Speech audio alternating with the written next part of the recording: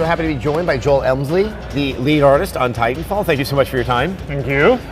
So I'm just going to ask you the Passover question. What makes this giant mech design different from all other giant mech designs? I think humanity. Humanity, and I think when we were looking at designing these giant titans, there's a lot of designs out there for these things. I mean, to a point of you can find thousands of them at a push of a button on the internet. And so, with that being said, we did heavy work with concept art. I tried my hand at model making. It's like a hobby of mine. I brought it in the office, started doing scratch building. We tried to take that avenue, but I think what really makes our Titans different is the animation, the movement, the motion model, their personality.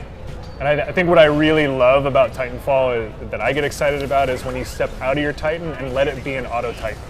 And what you see there is a whole range of animations that you normally see in single player. So it's like this giant 20-foot tall buddy that you can use tactically. You know, you can sit your 20-foot tall buddy on Alpha and have him guard it, and let him do his thing, and then rejoin him from across the maps. I want to go back to one thing you said when you mentioned humanity, and there is just the entire sort of visual look and the design of the game. There's a sense of it being grounded. Vince spoke to this in my interview with him. Obviously, it's hard to use the word realistic when you're talking about something like a Titan, but yeah. that's the only word that I can say. I mean, in the time that you spent designing them, like, where did you see that line where it would slip from sort of reality to complete sci-fi, fantastical design and behavior? Yeah, I think the Respawn Arts Department has a really firm footing in understanding, at least to a degree, military hardware and how it works. Even our weapons in the game, I feel like they're so well designed by one of our senior artists that you could go out and smith those weapons today. You know, it's all there. All the actions work, and it's all there. So we bring that knowledge, I think, into the design of the Titans, and it gives us this not super realistic, but maybe a hyper real look and feel to the Titans. They're worn, they're used.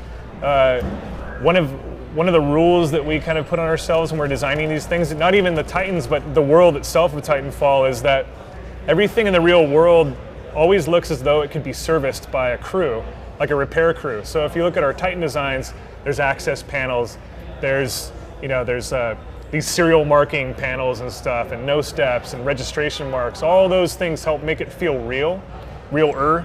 Mm-hmm. But they also give it scale. So when you see someone standing next to something like that, there's all these warnings and stuff you would normally see on like a Hind or an aircraft carrier or a jet or a tank or whatever. So we'll bring all those details together, and it's not just one thing. It's an amalgamation of all those different details and ideas put together. In terms of the movement, which, the role of that isn't just for the visual design, because that's so integral to the gameplay and how the player is going to experience it. But they move swiftly. They don't move too heavy. I mean, I think a big problem that people can speak to in past mech games is they go so far on the sim side. It's like, I imagine they would move really slowly, but that's not fun. I'm curious about sort of the process of iterating to get to that sweet spot in terms of the mobility and the agility of the Titans. That was a long, frustrating process, because I mean, Titanfall it's the Titans and it's the pilots. They're two different motion models, and making sure that those motion models complement each other is it's the key to making Titanfall actually work and have it be fun. So. One of the things I liked about the Titans is, as far as the movement goes, is the ability to finally be in a Titan that feels like more of an extension of your body.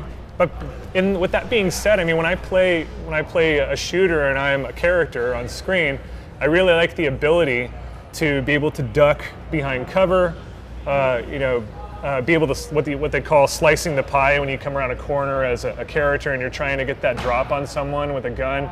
And even taking shots through different buildings, like trying to angle your Titan in such a way, duck or do this, so that I can get that perfect shot through 3 windows and then downrange and hit someone from where they can't even see me, and I have like ultimate cover.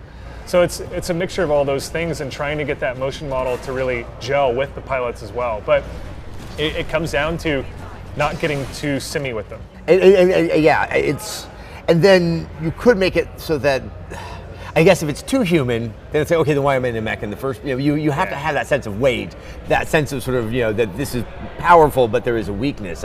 I'm curious, I guess, on the other end of the spectrum, how you had to sort of limit the Titan and what it could do.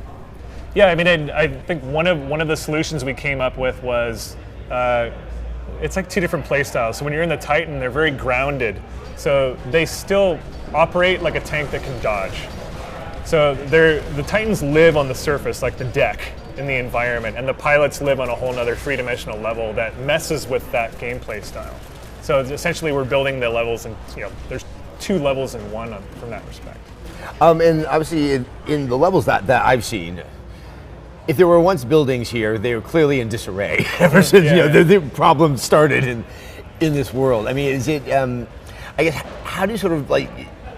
How do you design sort of a destroyed town? I mean, do you actually build the town first and then try to take it apart? I'm curious, sort of like in terms of really. Yeah. Oh, really? Well, I think what you do when you're a model maker is you go in and you build it the way it should look first, nice and clean, and then you go in with a wrecking ball. And then if it were plastic, I'd be going in there with a soldering iron and melting holes in it and stuff. But we do that geometrically in the modeling packages, and then you go for a wear and tear pass. And then there's also something you have to really consider also is the fiction behind each level in Titanfall is what happened here. So all that set dressing that goes into the environment, the architecture. At the same time, all those, even the destroyed environments in Titanfall, they have to make sense for the pilot to be doing all the wall running and double jumping. So it's very well measured and balanced rooftop to rooftop. We work really hard to make sure the surfaces of the building artistically they're done in a way where even though it may be destroyed and just completely wrecked, you can look at it as a player and go, all right, I can wall run up here, I can scoop around, I can ambush a Titan when he comes down this corridor. You want them to start really looking at the environment and reading it from a tactical value. I think my final question, I'm expecting success for this game. It's just a gut feeling I have. I hope so. So if this creates a rash of more sort of Titan-ish, mech-like robot games, I mean, what's kind of the core element that you advise to people that are going to be doing like fan drawings and all that stuff that really is at the essence of some big, massive metal exoskeleton? That's a tough question, actually. That's like if I were to tell somebody how to do that stuff, I'd probably want to hire them. That's a very good point. It's a very good point. Well, with that and that perfect pivot on it, I thank you so much for your time, Joel.